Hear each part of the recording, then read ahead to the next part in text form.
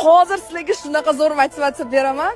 Oxirgi spikerimiz chiqdi sammitda, mega sammitda Dubayda. Habib Nurmagomedov hamma biladi, bitta zo'r savol berishdi. Savol: hayotingdagi eng top bitta maslahat bergan, nima qaysi qonunga asoslanib yashaysan deb. Voy ishoning, shunaqa ichlarim titrab ketdi. Bitta qonunim bor va men hech qachon u qonunga xiyonat qilmayman. Nima qonun ekan deb so'rashsa, men yoshligimdan buyon bitta ham namozimni qoldirmaganman. Oxirigacha o'qiyman. Birinchi o'rinda Alloh aytgan narsalarni qilaman va Alloh rizoligi yo'lida hamma aytganini qilaman, qilmadigan narsani qilmayman. Ishonasizmi deyapti? So'raganimdan ortig'ini berdi va o'sha berganda Xudo seni siniydi berganda. Test qiladi, qani bu inson bandam to'g'ri yo'lda shu berganimni ishlatadimi yo'qmi deb.